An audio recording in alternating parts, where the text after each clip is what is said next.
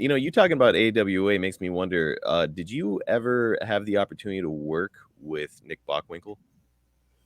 With Nick Bockwinkel. Yes.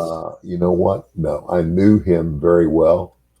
Um, and again, Nick's another guy, major guy. I mean, he was their world champion for a long time, and great guy. But I just, I, we would like, for example, Nick was, the guy that was, there. He was a Minnesota guy, but he also would come down to like Houston. It's funny, Houston, Texas. Uh, it was funny. It's kind of like, and it was like St. Louis. Like St. Louis was technically part of.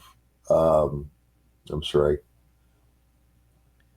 St. Louis was technically part of the Kansas City territory, Mhm. but it was an entity of its own. I mean, like, because the talent that came into St. Louis and worked St. Louis were from all the other territories. So and that was kind of the thing with Nick Bockwinkel. I mean, and where I would see him was not in St. Louis, it was Houston, and I can't remember why now.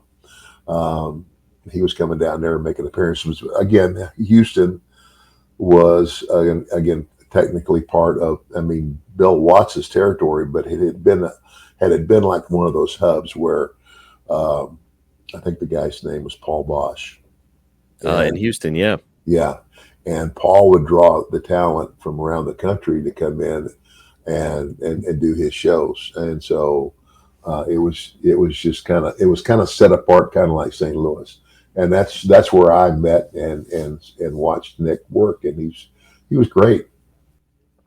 Man, it would've been cool to see, a match with you guys. I was hoping you were gonna say, "Oh, yeah, there's something out there, and I could find it on the internet," but, No, no, is no. what it is. I know everybody's kinda moving in different directions.